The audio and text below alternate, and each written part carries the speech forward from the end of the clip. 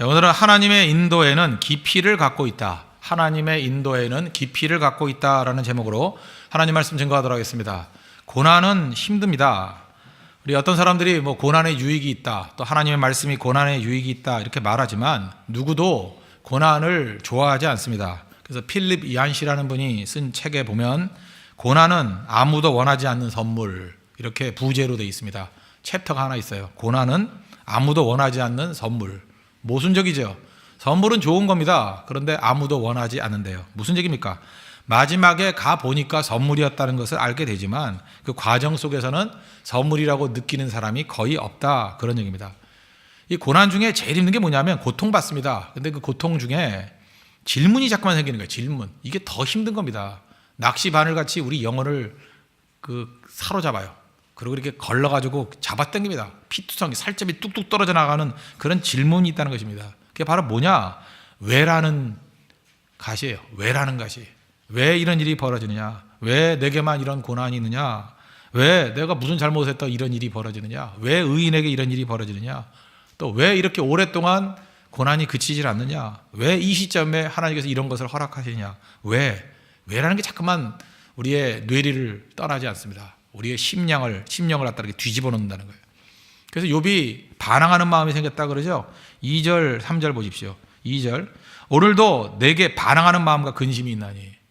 그 욥도 이렇게 신앙이 좋은 사람이었지만 그 계속된 고난 가운데 반항하는 마음과 근심이 있답니다. 우리도 그렇지 않습니까? 은근히 말은 안 하지만 교양이 있기 때문에, 또 신앙생활을 했기 때문에 다른 사람이 덕이 되려고 말은 안 하지만 이 내부에서 반항하는 마음과 끊임없는 근심이 있을 수 있다는 것입니다.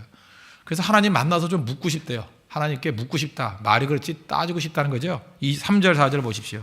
내가 어찌하면 하나님을 발견하고 그의 처소에 나아가랴. 어찌하면 그 앞에서 내가 호소하며 변론할 말을 내 입에 채우고. 묻고 싶다는 거죠. 하나님 왜 그렇습니까? 하나님 좀 만나고 싶습니다. 이게 우리의 고난당할 때의 심령이라는 것입니다. 근데 고난이 우리에게 주는 효과 하나만 생각한다 그러면, 고난 당해 보면요, 일단 솔직해져요. 우리 그 허세, 거품은 다 사라지고 내가 솔직해집니다. 그리고 진짜 나로 서게 되는 그 유익이 있습니다. 그건 인정하시겠죠. 고난 당해 보면은 껍데기가 다 사라져 버린다니까요. 허위 의식 다 사라져 버리고 교양 이런 것도 없습니다. 진짜 벌거벗은, 영혼의 벌거벗은 내가 서게 된다는 것입니다. 그러면서 우리가 내가 뭘 원하는지를 알 수 있어요. 우린 뭘 원하느냐? 하나님이 단순해지기를 바래요. 우리 다 문제는 그겁니다. 하나님이 단순하기를 바래요. 참 무례하고 무엄한 거 아닙니까? 말로 단순하기를 바란다 그러지, 사실 하나님이 좀 유치해 주기를 원하는 거 아니에요? 좀 약간 어떤 의미에서 좀 이런 말을 하나님 앞에 쓰기가 좀 뭐하지만 좀 바보 같은 모습, 어린아이 같은 모습이 되기를 원하는 거 아닙니까? 그게 단순해지기를 원한다는 거 아니에요? 내가 컨트롤할 수 있고 내가 다 이해할 수 있는 하나님, 그걸 원하는 거 아닙니까? 우리는 이렇게 생각합니다. 믿음 생활이 왜 이렇게 복잡하냐? 그죠? 믿음이 이렇게 복잡하냐? 이러는 거죠. 그 이유가 뭡니까? 하나님은 인격자라는 거예요. 말이 좀 어렵습니까? 하나님이 인격자라는 건 뭐예요? 생각하시는 분이라는 거예요. 하나님은 기계가 아니라는 것입니다. 하나님은 수단이 아니라는 거예요. 하나님은 생각하시는 분인데 우리 생각보다 훨씬 탁월하신 분이에요. 우리가 지금 이렇게 설명하면 다 인정을 하죠. 근데 고난의 현장 속에 들어가면 이걸 인정 안 해요. 하나님이 단순하기를 바랍니다. 그리고 하나님이 단순하지 않고 생각이 있는 인격자시고 우리보다 훨씬 깊고 우리 생각보다 하늘보다 더 높은 그런 분이라는 걸 인정을 하지 못합니다. 날마다 하나님이 단순해지기 원하고 내 밑에 있기를 원한다는 것입니다. 그래서 결국 고난 가운데 원망한다는 건 무슨 얘기예요? 하나님의 지혜를 무시하는 겁니다. 하나님의 지혜가 내 지혜보다 못하다고 생각하는 것입니다. 그래서 우리가 기도할 때 사실은 기도라고 하지만 하나님을 훈계하고 있죠. 하나님 깨우치려고 그러고, 하나님 가르치려고 그러고, 하나님 정신 차리려고 그러고, 그걸 기도라고 생각을 합니다. 물론 시작할 땐 그럴 수 있죠. 그게 깨지는데 시간이 걸린다는 것입니다. 잘 보십시오. 하나님은 인격자시고 생각이 있으신 분이다. 그렇다 그러면 하나님의 목표가 뭐냐 하면 우리도 하나님의 수준으로 올리기를 원하는 거거든요. 그럼 고난이 왜 있느냐? 이거 하나만 붙들어도 우리가 고난에 관한 그 난제들이 다 풀린다고 생각합니다. 하나님이 우리를 고난으로 이끄는 이유 중에 하나는 뭐냐면 깊이를 체험하게 만들기 위해서. 깊이에요, 깊이. 깊이 있는 것을 깨우치기 위해서는 고난이라는 방법 말고 뭐가 있겠습니까? 우리가 공부한다고 됩니까? 공부해서 깊어질 것 같으면 명문대학 나온 사람 다 깊게 해요. 돈이 깊게 해준다 그러면 부자들은 다 깊게 해요? 한번 만나보세요. 깊은 사람들은 다 공통점이 있습니다. 하나님의 연단을 통해서 고난을 통과한 사람들, 그게 깊은 사람들이라는 거예요. 사람은 하나님의 형상대로 지음받았다고 얘기를 합니다. 그죠? 그래서 우리 인간은 보다 깊은 존재입니다. 그래서 인간에게 필요한 건 뭐냐 하면 보다 깊은 답이 필요해요. 그래서 여러분들 뭐 설교를 들어봐도 이렇게 피상적인 설교를 하면 솔직히 말해서 여러분들 실망스럽죠. 그거 나도 다 아는데 뭐로 시작할 때부터 시작해서 뭐 이렇게 잘 안 들으려고 그러잖아요. 그 어떤 분이 내가 이런 얘기를 들어봤어요. 예배를 딱 시작하는데 벌떡 일어서 나가더라는 거예요. 지금 목사님 이상하잖아요, 그죠? 또 끝날 때 되니까 또 들어오더라는 거예요. 그래서 너무 이상해가지고 또 기분 나쁘고 해서 물어봤다는 거야. 나중에 나가서 도대체 왜 예배 시작할 때 나갔다가 설교 시작할 때 나갔다가 왜 설교 끝날 때 어떻게 들어오냐고. 그랬더니 그분이 솔직한 분이에요. 이발하고 왔대요. 이발하고. 거기서 우리는 알 수 있는 몇 가지 진리가 있죠. 첫째는 설교가 무지하게 길었다. 그죠? 길었다는 거 아니에요? 그러니까 이발을 다 하고 올 동안에 끝나지 않은 거니까 설교가 길었다. 또 두 번째는 무슨 얘기죠? 그 사람이 설교 서두 딱 얘기하는 순간에 결론을 다 알고 있더라는 거예요. 그죠? 그 왜 그렇습니까? 피상적인 설교니까. 피상적이니까 뭐 딱 듣는 순간에 다 결론이 나오는 거예요. 예수님 한 10년, 20년 믿어봐요. 그러면 무슨 얘기할지 다 아는 거죠. 그 무슨 얘기예요? 깊이가 없다는 거예요. 깊이가. 왜 그렇습니까? 인간은 하나님의 형상이기 때문에 그래요. 하나님의 형상인 인간은요, 보다 깊은 존재라고요. 그래서 자기가 깊어지지 않으면 만족도 없고요. 보다 깊은 존재이기 때문에 언제나 답을 찾습니다. 어떤 답이요? 보다 깊은 답. 그런데 하나님의 인도하심을 따라가야 그 깊이를 체험할 수 있다는 것입니다. 그게 하나님의 말씀의 가치고 하나님의 법의 가치예요. 깊이 들어가지 않은 사람이 어떻게 깊이 있는 것을 끄집어낼 수 있겠습니까? 깊이 들어가지 않은 사람이 어떻게 그 체험하지 못한 사람이 다른 사람의 깊이를 이해할 수 있겠어요? 그래서 고난이 필요한 겁니다. 아무도 원하지 않는 선물이에요. 깊이가 있어야 됩니다. 깊이가. 그래서 우리가 단순하게 그냥 얕은 부분에서 단순하게 하나님을 찾고 부르짖고 뭐 도와주세요 이러면 어떤 때는요, 하나님께서 우리의 깊이를 원하실 때는 침묵하실 때가 있습니다. 하나님의 침묵이 있을 때 이렇게 생각하면 됩니다. 나를 깊은 곳으로 이끌고 가는 과정이구나.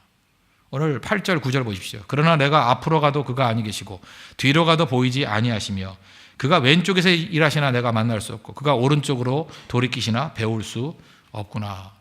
하나님이 안 계시는 게 아니죠. 근데 하나님이 부지하는 것 같이 느낄 때가 있다는 것입니다. 왜요? 하나님께서 우리를 깊이 있는 곳으로 이끌어가는 과정이기 때문에 그렇다는 것입니다. 하나님 살아 계신다는 거예요. 근데 왜 침묵하십니까? 말해봐야 소용이 없기 때문에 그래요. 깊이 내려갈 때 설명하면서 무슨 의미가 있겠어요? 말을 안 해야 빨리 내려가죠, 밑으로. 그래서 하나님께서 여러분들 침묵 가운데 있고 하나님이 부재 중에 있는 것 같이 느껴질 때는 여러분 지금 깊이를 다루는 시간입니다. 진짜 축복의 시간이라는 거예요. 그래서 깊이 들어가서 뭘 배워요? 하나님의 뜻과 하나님의 지혜를 배웁니다. 저는 우리 성도들이, 우리 홍대서교회 성도들이 정말 깊이를 체험하는 성도가 되기를 원합니다. 그렇다 그러면 저 힘들고 안타깝고 하더라도 하나님께서 우리를 고난의 길로 이끌어갈 때 가셔야 됩니다. 그럼 반드시 가셔야 돼요. 하나님 우리 사랑하시기 때문에 절대 이 상태는 놔두지 않아요. 더 깊어지길 원한다고요. 그래서 아파도 부딪혀야 되고요. 깊이 있는 성도가 돼야 됩니다. 지금 뭐 우리 교회 1년도 안 됐기 때문에 좀 연약함이 있지만 성도들이 말씀을 통해서 연단을 통해서 더 깊어져야 돼요. 그래야 한 시대를 움직일 수 있는, 그 시대의 문제를 해결할 수 있는 성도들, 인재들이 배출될 수 있다는 것입니다. 시편 119편 보면은 우리 71절을 잘 알죠. 고난당한 것이 내게 유익이라. 이로 말미암아 내가 주의 율례를 배우게 되었나이다. 이거 뭐 암송 구절 아닙니까? 고난당한 것이 내게 유익이래요.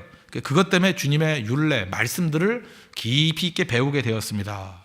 그럼 그 내용, 컨텐츠가 뭐냐는 거예요. 그 71절부터 이제 쭉 보면 나오는데 그 75절에 보면 이런 말씀이 납니다. 여호와여 내가 알거니와 주의 심판은 의로우시며. 하나님의 심판은 의롭다. 또 하나 뭐예요?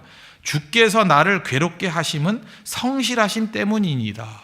저는 이 말씀이 너무 가슴이 와닿아요. 주님께서 나를 괴롭게 하셨대요. 고난 가운데 이끄셨다는 거 아니에요? 주께서 나를 괴롭게 하시면 주님의 속성 가운데 뭐가 있냐면 성실 때문이니다. 성실하심 때문입니다. 주를 나를 괴롭히신 게 성실이 뭐라 그랬어요? MS. 이 히브리어의 MS란 단어거든요. 하나님의 속성을 얘기할 때 대표적인 두 가지가 있습니다. 우리 사무엘하 7장에도 나오잖아요. 그 나단의 신탁. 나단이 다윗 왕가의 축복과 약속을 주시잖아요. 그때 하나님께서 두 가지를 얘기하잖아요. 인자와 성실로 내가 너 반드시 이 뜻이 이루어진다는 거. 인자가 뭐예요? 헤세드. 헤세드를 우리 정의했죠. 헤세드가 뭡니까? unfailing love. 그죠? 결코 실패하지 않는 사랑. 이게 인자고, 하나님은 인자하신 분이야. unfailing love. 또 하나가 뭐냐면 성실인데, 성실은 뭐냐? MS. 타협 없는 수준 유지예요. 성실한데 하나님께서 어느 정도 타협을 안 하셔요. 그냥 언제가나 그 자리에 있는 모습. 그러니까 수준이 유지되는 게 성실이에요. 하나님은 타협해가지고 우리가 받아들이는 게 아니라 언제나 성실하시다고, 그 수준을 유지하는 거예요. 그러니까 예를 들어서 목사에게도 두 가지가 있어야겠죠. 하나님의 속성을 가지고 있다 그러면 인자하신 뭐예요? unfailing love. 어떤 조건의 성도를 사랑해야 될 것이고, 또 하나 뭐예요? 성실함. 그 자리에 갔더니 그가 있더라. 그리고 언제나 어느 정도 수준, 높은 수준의 타협 없는 수준을 유지하면서 말씀 증거가 돼야죠. 그렇지 않아요? 그게 성실이에요. 하나님은 그렇게 할 수 있다는 거예요. 그래서 하나님을 닮아가는 백성들은 인자와 성실이 있어요. 인자와 성실. 헤세드와 에메스. 이 두 가지 단어가 조인트에서 같이 나오는 구절이 한 구절이 있어요. 이거 하나만 외워두세요. 이사야서 55장 3절을 보니까 너희는 귀를 기울이고 내게로 나와 들으라. 그리하면 너희의 영혼이 살리라. 내가 너희를 위하여 영원한 언약을 맺으리니. 다윗에게 주신 언약이거든요. 이게 어디예요? 사무엘하 7장이라니까요. 그걸 이사야서 55장 3절에서 다시 한번 얘기하는데, 그 다윗에게 주신 신탁, 나단의 신탁을, 그 두 단어를 이걸 모아가지고 한 단어로 묘사를 했어요. 그게 뭐냐면 다윗에게 허락한 확실한 은혜니라. 들어봤죠? 다윗에게 허락한 확실한 은혜니라. 확실한 MS, 성실이에요. 이게 성실이란 단어라고요. 확실한 수준의 타협 없는 것을 유지하는 확실한이에요. 확실하게 말했어요. 근데 은혜가 뭐예요? 헤세드. 확실한 은혜. 그러니까 이 단어만 붙들면 돼요. 그죠? 헤세드, MS 헤세드예요. 확실한 은혜. 하나님께서 다윗에게 확실한 은혜로 붙들어 주신다는 거예요. 그럼 우리도 하나님 이끄실 때 어떻게 해요? 확실한 은혜로 우리 이끌어 주셔요. 확실한 MS, 성실함이죠. 그 다음에 은혜는 뭐예요? 헤세드, 사랑, unfailing love. 그걸로 우리를 붙들어 주신다는 것입니다. 그래서 하나님은 결코 타협하지 않습니다. 우리가 하나님이 원하시는 수준이 될 때까지 절대로 타협하지 않습니다. 그래서 고난 가운데 그냥 말씀에서 안 되면 고난이 오든 뭐가 오든 간에 하나님의 수준으로 우리를 이끌어 가요. 그게 하나님의 사랑이라고요. 목사도 마찬가지입니다. 목사가 진짜 확실한 은혜, 이 MS가 있는 목사라 그러면요, 성도들의 수준을 하나님께서 원하신 수준을 맞춰놓고 절대로 타협하지 않습니다. 그거 될 때까지 가는 거예요. 저는 그 중에 하나가 새벽기도거든요. 다 새벽기도 나오게 만들 거예요. 새벽에 사람 만들 거예요. 우리 자손 대대로 새벽을 찾는, 하나님 앞에 예배드리는 최고의 공동체를 만들어야죠. 그러니까 하나님께 원하시는, 타협할 수 있는 그 성실함이죠. 여러분, 그게 있어야 돼요. 그게 오늘 이 새벽에 붙어야 될 말씀이라고요. 확실한 은혜. MS 헤세드. MS. 타협하지 않는 수준. 우리 잘 보세요. 우리 인간들은 어때요? 타협해야 안 해요? 하죠. 안 합니까? 우리 부모들도 자녀들 뭐 훈계하다 하다 안 되면 뭐라 그래요? 나 모른다. 엄마가 그러잖아요. 나 모른다 이제. 너 알아서 해. 그건 뭐냐 하면 성실함이 없는 엄마의 말이에요. 그냥 뭐 너 네 멋대로 해. 뭐 이런 거 있잖아요. 네가 고집부렸잖아. 뭐 이런 거. 그죠? 그 다음에 이런 말 많이 쓰죠. 네 인생 네가 책임져라. 뭐 이런 거. 그럴 때 느끼는 게 뭐예요? 아, 정말로 MS가 없는 엄마구나. 뭐 엄마라고 해서 죄송합니다. 아빠도 그럴 수 있죠. 저도 옛날에는 멋 모를 때는 맨날 이런 얘기 했어요. 뭐 이렇게 청년들에게 훈계하지 않으면 훈계하다가 이렇게 말씀으로 훈계하다가 안 되면 알았다. 이 정도 얘기했으니까 네 맘대로 해라. 뭐 네 인생 네 거지. 그런 얘기는 절대 해서는 안 돼요. 그거는 하나님의 백성들은 절대로 그런 얘기 해서는 안 되는 것입니다. 나 모른다. 네가 고집 부렸지. 네 인생 네가 책임져라. 그건 진짜 무책임한 얘기예요. 책임 회피라고요. MS는 뭔지 아십니까? 결코 포기하지 않는 사랑이에요. unfailing love. 또 결코 수준을 낮추지 않는 거. 그래서 진짜 고마우신 하나님이죠. 여러분, 하나님을 참여할 때 왜 인자와 성실하신 하나님을 참여하는지 아십니까? 인자와 성실, 그럴 때 눈물 나는 거예요. 여러분들이 지금 이 정도의 모습으로 오는데 하나님의 은혜가 있었습니다. 하나님의 성실하심이 있었어요. 제가 봐도 그래요. 저는요, 약간 좀 한량기가 있어가지고 저는 그냥 대충 살고 싶었어요, 인생을. 진짜 그랬어요. 저렇게 복잡한 거 싫어하고, 저도 약간 선비적인 기질이 있습니다. 유유랑락 뭐 이렇게 하는 걸 좋아했는데, 안 놔두시잖아요, 하나님이. 얻어 터지게 만들고. 나 진짜 짜증나거든요. 나 왜 이러시냐고. 그죠? 하기 싫다고, 나 그냥 나 이래도 나 먹고 산다고, 나 뭐 딴 것도 잘하는 거 많다고. 맨날 그러고 있어서 사실 내가 처음 고백하는 거예요. 하나님 나 이제 그만하자. 우리 각자 좀 보내다가 나중에 만나자고. 그러니까 하나님을 안 믿겠다는 얘기가 아니라 그냥 나도 내 길 좀 가게 해달라고. 뭐 그런 게 없겠습니까? 그런데 제가 어디서 항복을 했냐면 하나님의 성실하심, MS. 하나님은 양보하지 않으세요. 두들겨 패서라도, 그죠? 개망신을 당하서라도, 거기다 다리가 부러지게 만들어서라도 나 너 포기 안 한다는 거예요. 내 수준이 있다는 거예요. 그게 MS예요. 확실한 은혜. 다윗에게 허락한 확실한 은혜지라. 그게 내 이름이에요, 내 이름. 그죠? 여러분 한 사람 한 이름에게 불러가서 얘기해보세요. 누구누구에게 행한 이만 확실한 은혜지라. 그게 MS 헤세드라고요. MS와 헤세드, 인자와 성실, 헤세드와 MS. 그게 우리를 이끌어간다는 것입니다. 그러므로 잘 보세요. 하나님께서 우리를 원하시는 모습이 뭐라 그랬어요? 자기 혼자만 깨끗해지는 거 그거 아니라 그랬죠. 흠이 없음이 아니라 얼마나 크게 품는가. 하나님의 이 성실하신가 인자를 언제 깨닫느냐면 고난 중에 깨달아요. 고난 중에 내가 변화되는 모습을 통해서 깊이 있게 깨닫게 되면 하나님의 이해가 깊어지고요, 사람들에 대한 이해가 깊어져요. 다시 로마서 5장 3절 말씀드리면 환난이 뭘 한다고요? 인내가 연단, 연단이 소망. 그럼 다시 말씀드립니다. 인내가 뭐라고요? 응답 없음을 버티는 힘. 응답 없음을 계속 버티는 게 인내예요. 그 다음에 연단은 뭐라 그랬어요? 훌륭해지는 거. 훌륭해지는 거예요. 우리가 훌륭해지는 게 뭐라 했습니까? 하나님에 대한 이해와 사람에 대한 이해. 이 두 가지 고난 없이 됩니까? 깊이 있게 되는 건 바로 이런 환난을 통한 인내와 연단을 통해서 우리가 깊어진다는 것입니다. 그래서 고난을 통해서 이해가 생기고요, 내 속을 알게 되고 다른 사람을 알게 돼요. 그래서 책임감 있는 성인이 되고요. 저는 제일 중요한 게 그래요. 슬픔을 아는 사람이 됩니다. 어떤 사람 말을 들어보면 저 사람은 슬픔을 아는구나. 사람의 이 내적인 고난이 뭔지를 아는구나. 아픔이 뭔지를 아는구나. 그래야 영혼들을 건져낼 수 있죠. 그리고 그 다음입니다. 그 다음에 이게 깊이를 체험하고 난 다음에 그 다음 깨닫는 게 뭐냐? 고난. 이게 응답 없어 보이는 고난. 그게 우리에게 주는 게 뭐냐 하면 하나님의 절대 주권을 믿게 돼요. 하나님의 절대 주권은 저도 뭐 신학교에서 맨날 배우지 않아요. 하나님의 절대 주권, 하나님의 절대 주권. 그 개념으로 배우는 거 아니에요. 내 삶에 있는 게 모든 게 다 무너지고 난 다음에 하나님이 나를 인도하시는 게 보이거든요. 나를 딱 잡아서 인도하심, 깊이 있는 인도하심. 그때 느끼는 게 뭐냐 하면 하나님께서 내 길을 인도해 주시는구나. 그러고 난 다음에 욥기 23장 10절. 제가 일부러 이거 빨리 안 읽었어요. 욥기 23장 10절이 그 다음에 나오는 고백이에요. 그러나 내가 가는 길을 누가 알아요? 그가 아시나니. 그가 아시나니. 내가 가는 길, 내가 몰라요. 그죠? 그가 아시는 거야. 그가 아신다고. He knows where I'm going. 내가 가는 곳을 그가 한대. He knows. 그가 아셔요. 그가 아시죠. 주님 아시죠. 우리 찬양도 있잖아요. 그가 아신다고. He knows. 내가 하는 게 아니에요. He knows where I'm going. 내가 가는 길을 그가 아신대요. 이 고백이 나오는 겁니다. 하나님의 절대 주권이죠. 내가 아는 게 아니에요. 그리고 뭐라 그래요? 그 과정 속에서 그가 나를 단련하신 후에는 내가 순금같이 되어 나오리라. 이 하나님의 절대 주권이라는 거예요. 나는 내 길 모릅니다. 하나님은 아십니다. 내게 유익을 준다라는 거 하나님 말씀하셨으니까 살아계신 하나님이 이렇게 만드시겠죠. 그러면서 이 고난을 통해서 의탁하는 게 배워진다니까요. 내 힘이 빠져 의탁이 되죠. 그러지 않으면 절대 주님 의탁하지 않는다는 것입니다. 그러면 그 다음에 어떤 일이 벌어지느냐? 나는 모르지만 하나님은 아신다는 걸 아니까 로마서 8장 28절의 말씀이 가슴에 확 와닿는 거예요. 합력하여 선을 지시는 하나님. 최종 승리를 믿는 거죠. 최종 승리를. 시너지의 하나님을 믿는 거예요. 그러니까 그때 필요한 건 뭐죠? 말씀이에요. 내 환경, 내 마음속에 있는 무드, 감정 이런 게 중요한 게 아니라 최종 승리는 말씀 따라가면 이기는 거 아니에요. 그죠?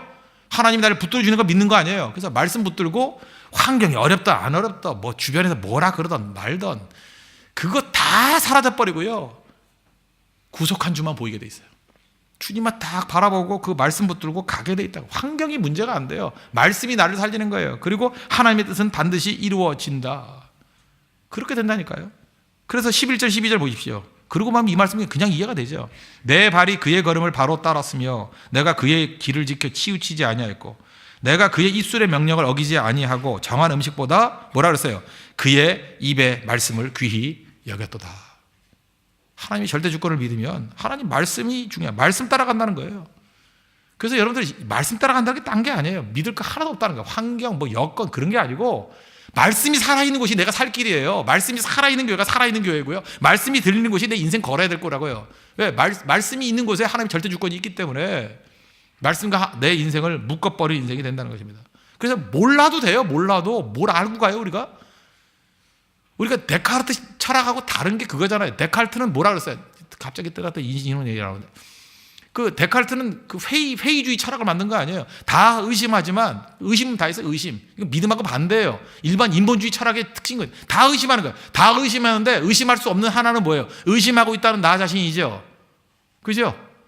그래서 생각한다, 고론하는 존재한다. 그러니까 출발이 뭐예요? 의심하고 있는 나예요, 나. 그러니까 세상 철학이 말하는 얘기가 뭔지 알죠? 모든 거의 우주의 중심이 뭐예요? 나예요, 나. 내가 생각한대요. 생각하는 내가 있기 때문에 존재한대. 그게 모든 진리의 출발이에요. 내가 출발이에요. 그런 놈의 철학 망하지 안 망해요?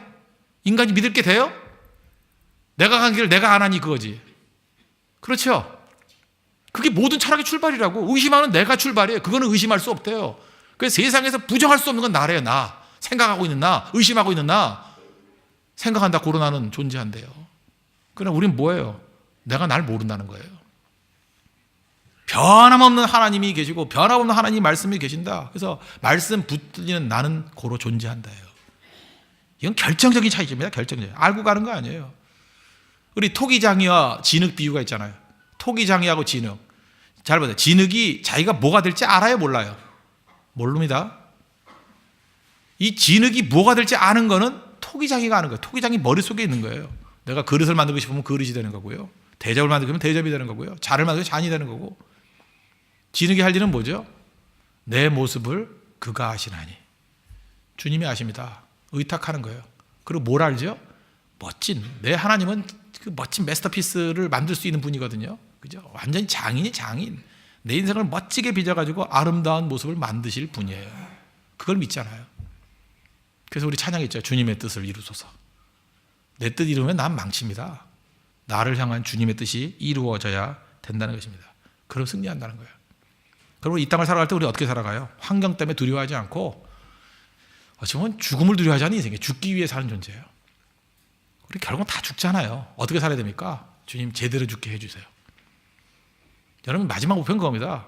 우리가 이런 모든 것을 다 깨닫고 하나님 절대 주권을 믿는다 그러면 이제는 죽는 싸움이에요. 그죠? 내가 뭘 하면 죽을까요? 근데 내가 한 가지 팁을 말씀드려 줄게요. 잘 안 죽어요. 예수님이 이 땅에 오신 목적이 뭐예요? 죽으러 오셨죠? 예수님 몇 살에 십자가에 돌아가셨죠? 33년. 죽으러 오신 분도 잘 안 죽어서 33년 사셨어요. 아시겠습니까? 무슨 얘기인지. 하나님의 때가 아니면 살고자 해도 못 살고요. 죽고자 해도 죽지 못한다는 거예요. 중요한 건 뭐냐면 살고자 하니까 힘을 다 잃어버리는 거예요. 죽어야 됩니다, 이제. 하나님이 절대 주권을 믿는다는 건, 하나님이 절대 주권을 믿고 산다는 건 뭐냐면 주의 뜻을 위해서 죽도록 해요. 죽고자 하면 사는 거예요. 그래서 예배도 죽도록 드려야 돼요. 헌신도 죽도록 해야 되고요. 헌금도 죽도록 해야 되고, 안 죽어요. 죽나 봐요. 죽도록 해요, 뭐든지. 지금 내가 너무 이게 몇 단계를 뛰어넘어가지고, 근데 이 말씀을 꼭 해주고 싶어서 오늘 새벽에 깨닫는 한두 사람만 있으면 돼요. 나머지 어중이 떠중이 넘어가 버리고. 죽도록 해요. 그러면 그때부터 파워가 나타나요. 100배의 파워. 잊지 말라고요. 죽기에 부르심이 온 겁니다. 깨우침은 죽도록 해요. 죽도록. 그때 하나님의 능력 역사가 나타나기 시작한다는 것입니다. 욥기 전체가 깨우치는 거예요. 욥이 깨우친 건 그거예요. 그 많은 고난의 시간 동안에 그런 깨우친 게 뭐냐? 고난이 나를 깊이 있는 체험을 하게 만든다. 고난 이후에 깨우친 게 뭐예요? 절대 주권은 하나님께 있는 것이다. 그럼 나는 어떻게 살아야 돼요? 살고자 사는 게 아니고 죽고자 사는 거다. 주님의 뜻에 죽고자. 그래도 하나님께서 보호해 주시고 이 땅에서의 뜻을 다 이루고 난 다음에 하나님 앞에 서게 만드신다. 그걸 받아들이는 거. 그게 신앙의 완성이라는 것입니다. 이런 참된 신앙을 가지고 승리하는 우리 믿음의 종 되기를 바랍니다.